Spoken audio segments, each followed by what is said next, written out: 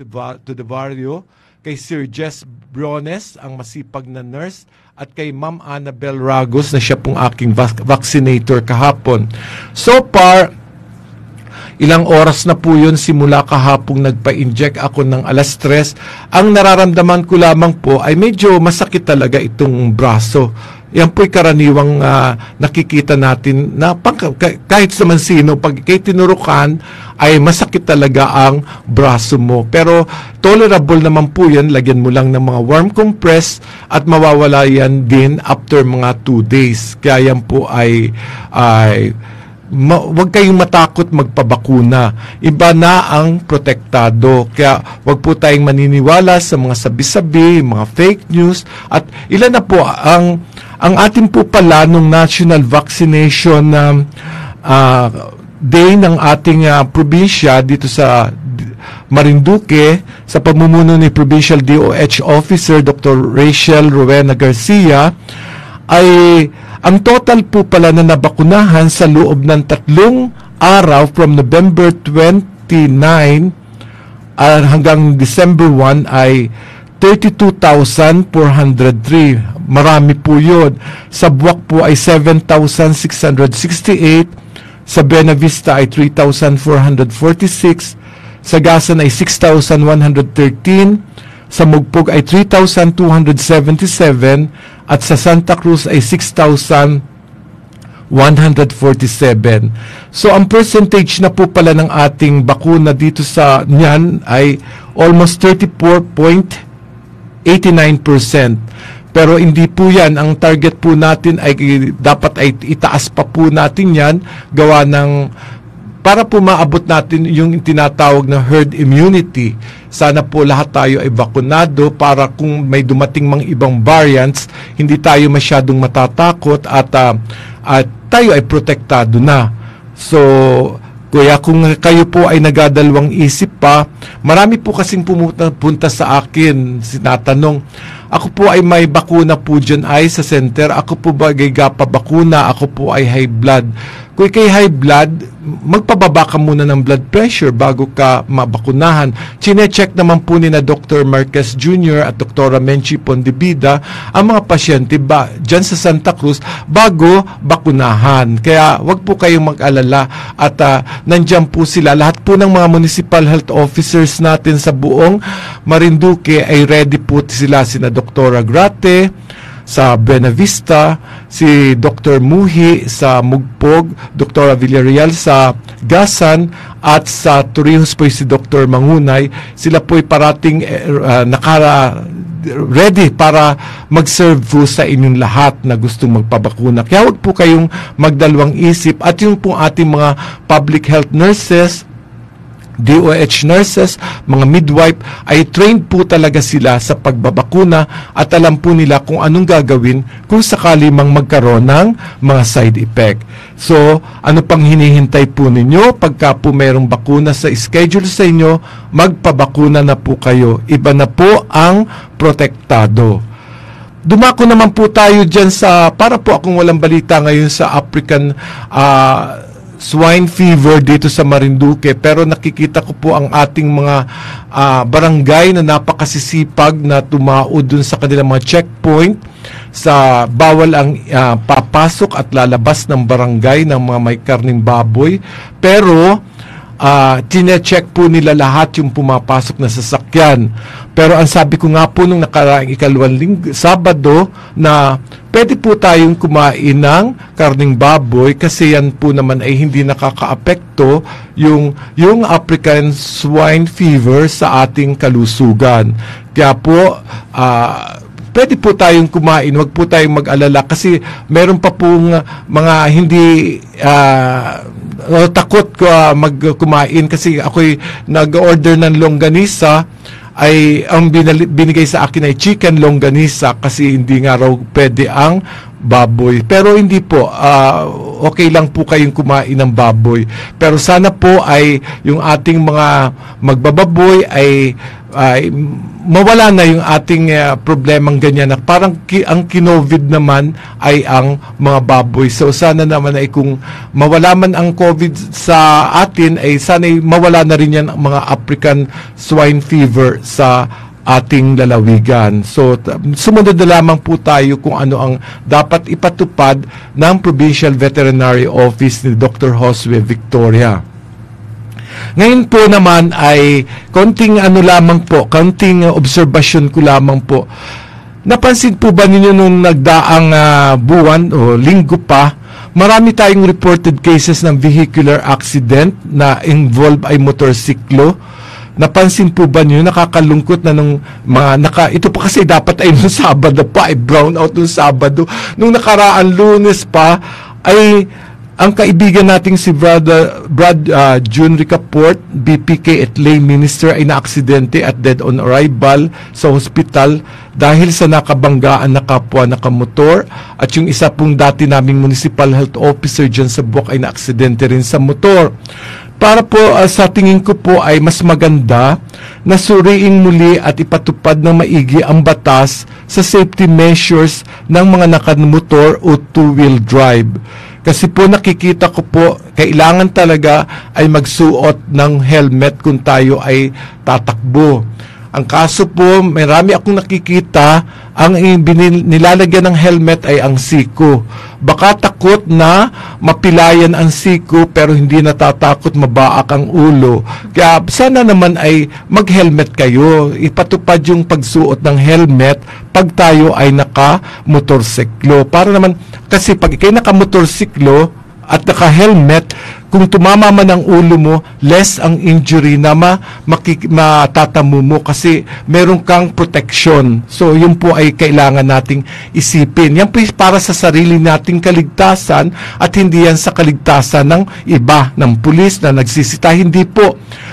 Sumunod po tayo sa ating mga masisipag na mga pulis dito sa lalawigan ng Marinduque, at sila po ay para sa ating kabutihan lamang ang ginagawa nila. At saka po sa mga magulang, wag po nating hayaang mag-drive ng motor ang ating mga menor de edad at sagutin po yan ng magulang. Wag po nating gawing spoiled brats ang ating mga anak. At pagdating ng 18 years old yun, ibili na natin ng mga Ducati yan, yung mga gandang motor. At yan po ay pwede na pag mga 18 years old. Pero pag po mga bata pa, ay wag na po muna. Hintay na, yun na lamang po munang bike ang ibili natin o yung mga basketball, yun muna. Pero wag po muna yung motor. Hindi pa po sila dapat mag-drive. Ay nakikita ko po kasi dito, ay kumisayin ay nakasakay sa motor, tatlo mga teenager na mukhang mga 16-15 years old, magkakaangkas, tatlo sila sa motor. Ay naku, ay walang mga helmet. Ay naku, ay pagkakaunting dulas niyan, yun, delikado. At wag maging mabilis sa pagpapatakbo at palaging masingit sa pag-drive sa mga apat na gulong na sasakyan. Huwag pong masyadong mabilis. Dahan-dahan laang at hinay-hinay kasi ang sinasakyan po ninyo ay two-wheel lamang. So, at saka isa pa, last na lang po yung tungkol dyan. Kung nakainom ka ng alcohol, ay wag kang nang mag-drive ng motor. Yung pala, may nagsabi sa akin, pag pala halimbawa ako'y nakainom o lasing, mag-drive ako, ang pakiramdam ko pala nun ay mainit ang pakiramdam ko. So, ang pakiramdam ko, mas ginatakbo ako ng mabilis, ay parang mainit daw ang pakiramdam. Parang walang hangin na hampas sa akin. So, bilisan ko pa lalo ang takbo. Kaya yun, madiretso sa bangin. Kaya pag nakainom, wag na po tayong mag-motor. Yan po'y delikado. Kaya sa inyo pong lahat na mga nagamotor, mga magulang, ay ito po'y kaunting advice lamang. Wag naman po sana kayong ma-offend dito sa ating paliwanag tungkol sa pagmumotor. Ngayon naman po ay dadako na po tayo sa ating batian portion. Ay binabati ko po bukas ang ng happy birthday ang aking manager, si Engineer Loperio Florido. Engineer Loperio Florido, happy birthday po. Wala ba tayong music dyan?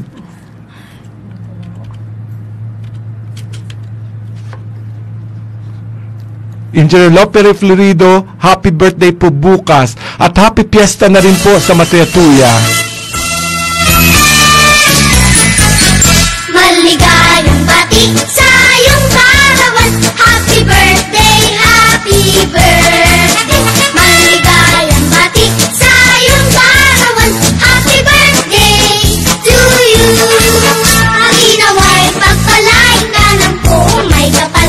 Nabigyan ka pa niya ng maraming kaarawan. Liligaya ka sa buong buhay. Happy birthday to you. Maligayang bati sa iyong karawan. Happy birthday po, Engineer Lope Florido. Punta po kami mamayang hapon dyan, makikikain ng pansit ni Tita Babylin Solmerano Domingo. Kasama ko po mamaya. Sana po ay may pansit ka dyan. Papansit Engineer Lope, Manager Lope Florido ng Mateatuya. At anak po niya is yung may-ari ng Lux to Go sa restaurant dito sa Santa Cruz. Kung gusto niyo ng mga Japanese restaurant, just Japanese foods, mga sushi and ramen, dyan po sa Lux to Go. Binabati ko rin po ang si Ma'am Dot Laiko ng lumang bahay sa Tres sa Buena Vista. Siya po ay napakasarap magluto ng Choco Brandy. Kung gusto po ninyo mag-order ng Choco Brandy, look for Ma'am Dot Laiko ng lumang bahay sa Tres sa Buena Vista. At binabati ko rin po sina Paring Noel and Dulce Chua ng Mugpog. Salamat po ng marami Paring Noel Chua and Dulce Chua ng Mugpog.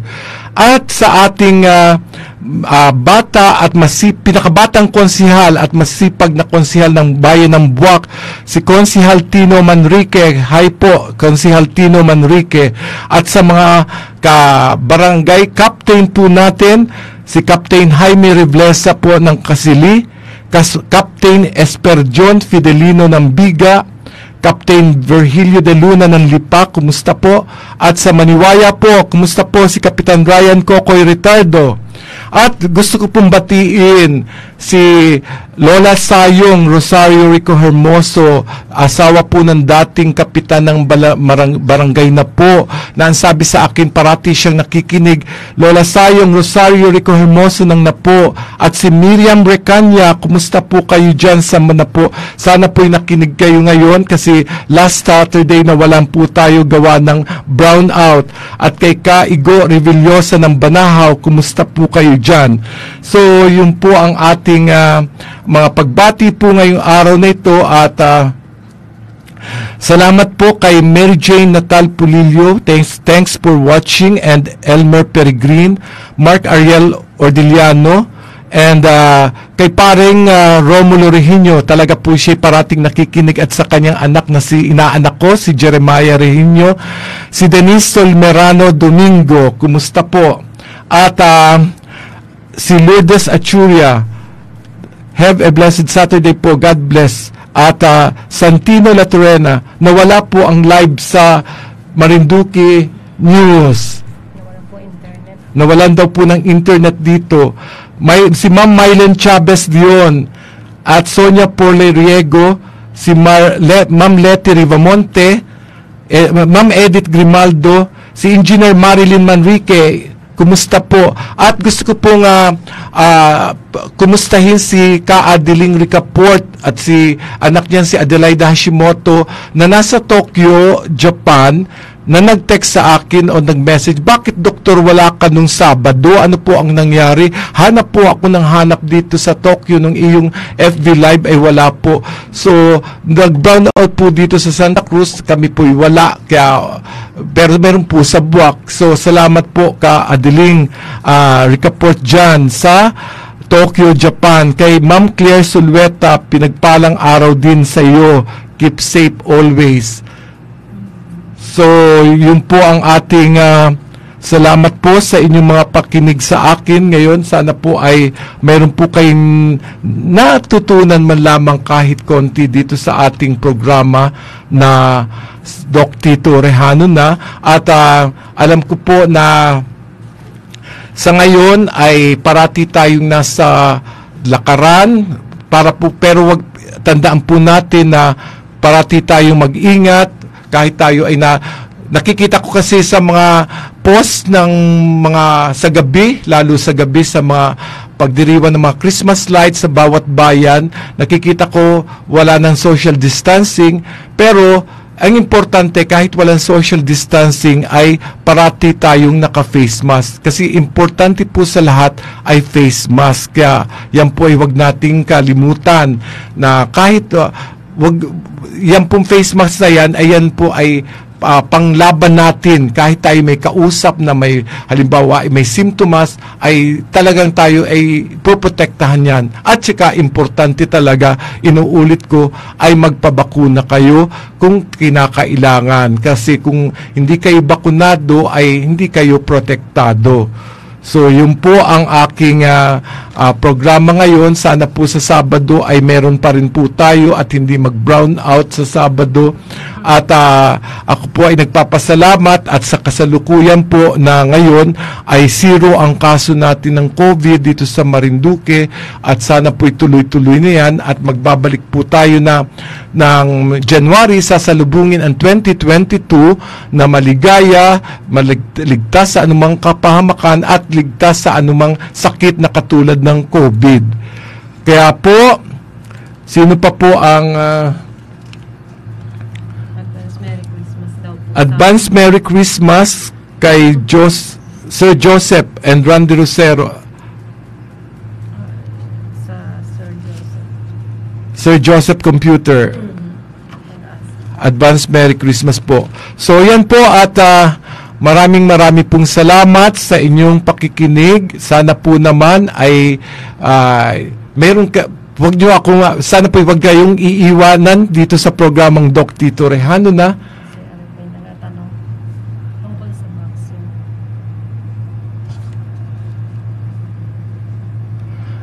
may tanong po, gaano po kahalaga ang booster shot ng COVID vaccine?